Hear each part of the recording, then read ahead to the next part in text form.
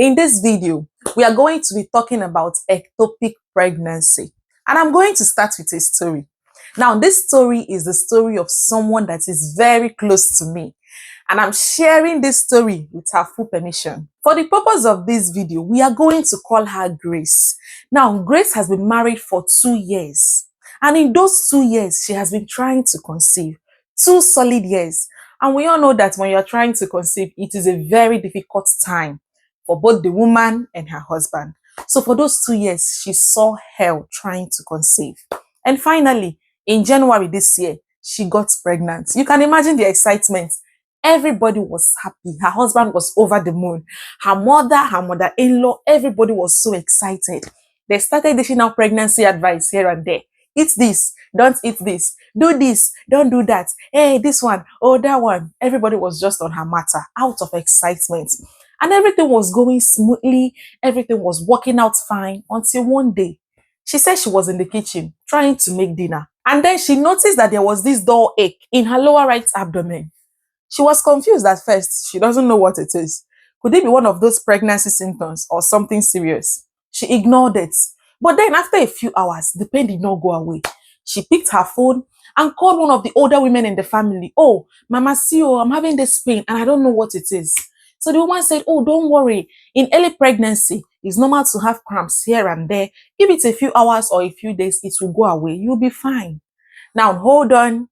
Before you start laying blames, we all know that in early pregnancy, especially during implantation, it is possible to feel pains here and there. And this woman does not work in the medical line. She's not in the health sector. So we don't expect her to start thinking very far. Oh, it could be this or it could be that. No, she was only advising her based on what she knows and what she has experienced. So no blames yet.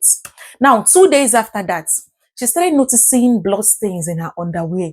And that was the point that she really got agitated. She was anxious. She became very worried. She picked up her phone and called me. It was around 10:30 in the night. And she called me and said, oh, see what I'm seeing. No, I've been seeing this for like 2 days now. And I don't know what could be the cause. I'm an advocate of always checking out any form of bleeding, even if it's just one drop like this. I'm an advocate of going to the hospital and always checking it out because I know how these things can be. So I told her you have to go into the hospital and have a chat with them. It could be nothing, but it could be something. So please, to be on the safe side, please go into the hospital and have this checked out. She did not tell me about the pain, the dull ache she was having. She said it was because the pain was just very dull. So she felt it was not, there was no need to mention it. So it was past 10 that night, around 10:30 p.m. She said she would go in the next morning. I said, okay, that's fine. Just make sure you go in and check it out. 4 a.m. the following morning. That is the day she was supposed to go to the hospital. Her husband rang me. Oh, pray for my wife. Oh, pray for my wife. She's in the theater. She's in the theater. I was like, wait, what happened? I just spoke to her last night and she said she was just seeing blood stains in her underwear. Not even a full bleeding. What happened? What happened? And then he said, oh, we were sleeping, around 1. She woke up. She was screaming. She's in pain. She's in pain. And then we noticed that she was bleeding. I had to rush her to the hospital. And after the doctors examined her, they said she has to go in for surgery immediately, that the baby is not in the right position. At that point, my heart was shattered. My heart was just bleeding. I already knew it was ectopic pregnancy. To cut the long story short, she had the surgery, but she lost the baby and she lost her right tube. We thank God for her life because ectopic pregnancy can be very life-threatening. We just bless God that she was able to come out of this healthy. But then, this is something I feel every woman should know about. And that is why we are talking about it in today's video. Now, in a normal pregnancy, the egg is usually fertilized in the fallopian tube. And after fertilization, this egg is supposed to travel down to the womb to implant itself. If for any reason the egg remains in the fallopian tube or doesn't make it to the womb and starts to implant itself in the fallopian tube or goes to anywhere else that is not the womb to implant itself, that is an ectopic pregnancy. So simply put, an ectopic pregnancy is when a fertilized egg implants itself anywhere else that is not the womb or outside of the womb. Most ectopic pregnancies happen in the fallopian tubes. Now, it is only the womb that has the capacity to grow a baby nurture a baby and carry a baby to full term, because the womb can stretch as much as possible to accommodate a growing baby. But the fallopian tubes, they don't have that capacity. So if a baby starts to grow in the fallopian tubes, in one of the fallopian tubes, what happens is this: the baby will grow to a certain point, and because the fallopian tube cannot accommodate or can no longer accommodate that growing baby, the fallopian tubes will rupture or burst open. And this rupture will cause the mother to start to bleed internally. And if care is not taken, if the woman does not go in for surgery as soon as possible, she will go into shock and she will die. So this is a very, very risky topic. Now, there are certain things that can increase the chances of ectopic pregnancy. And one of them is a previous ectopic pregnancy. So if you've had a previous ectopic pregnancy, it is thought that whatever caused the first one may likely cause another one. Now, this is not to say that once you've had ectopic pregnancy, it automatically means that all your pregnancies will be ectopic. No. I've seen a lot of women with previous ectopic pregnancies that will go on to have healthy pregnancies. I'm only saying for educational purposes, a previous ectopic pregnancy is a risk factor, so it should be considered. Another thing that can increase the chances of having ectopic pregnancy is IUD, that is intrauterine device. Now, this is a contraceptive device that sits in your womb. It stays in the womb. And what it does is to prevent any fertilized egg from implanting itself in the womb. Some of these devices also have hormones in them. And with the hormones will just, tweak your body system and try to stop you or prevent you from getting pregnant. It's just a form of contraception. Now, if you have IUD and then you get pregnant, this is rare, by the way, because most IUDs are very, very effective. It's only very few cases that IUDs fail. But if ever your IUD fails, that fertilized egg cannot implant itself in the womb because you have your IUD sitting there.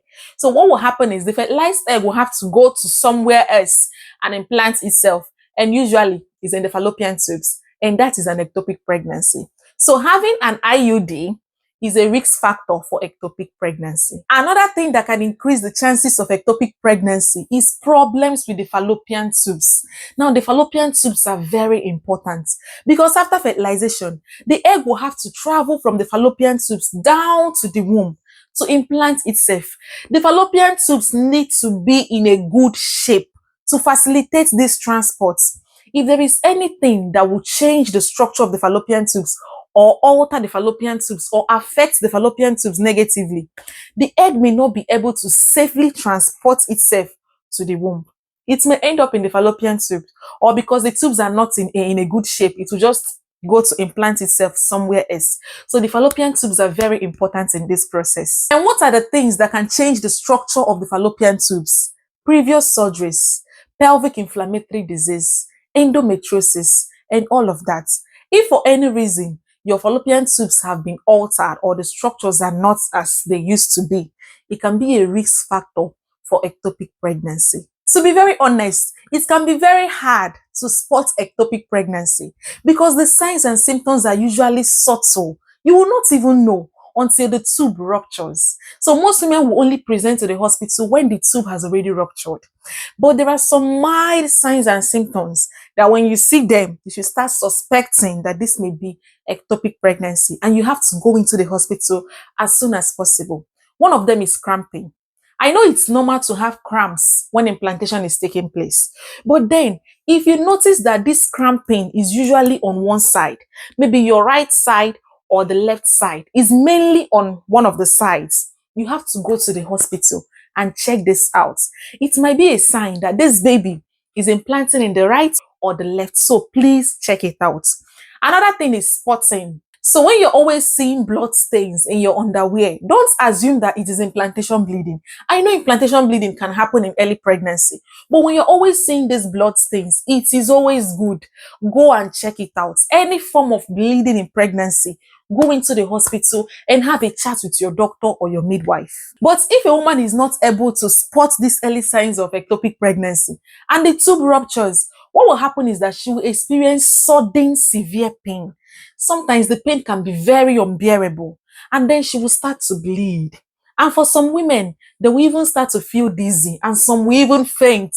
Now, this is when it becomes life-threatening.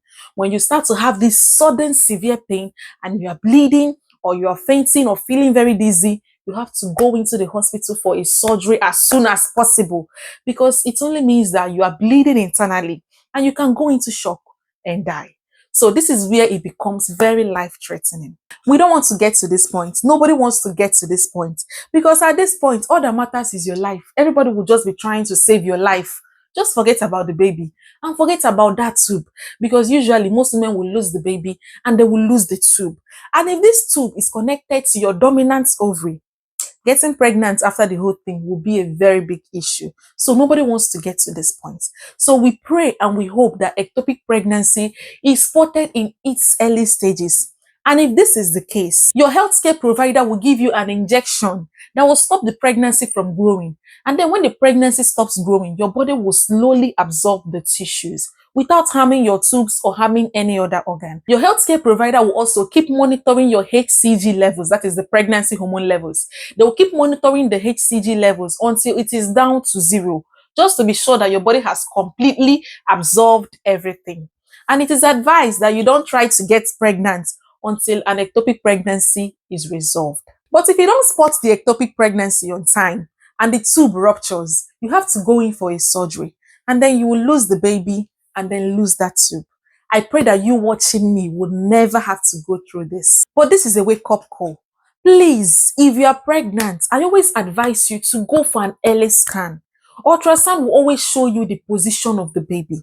And if you start to feel any of these symptoms, the cramping on either side, or the stains of blood, or you're feeling dizzy, or you just don't understand what is happening, please go to the hospital and have your doctor or your midwife check you out. I pray that you have a healthy pregnancy. You will have a healthy pregnancy. And if you're watching me and you've had a previous ectopic pregnancy, don't worry, it is not the end of the world. You are a fruitful vine and you will have as many children as your heart desires. Thank you so much for sticking with me till the end of this video. Please click on that subscribe button to join the family. Like this video and share this video. Bye, and see you in my next video.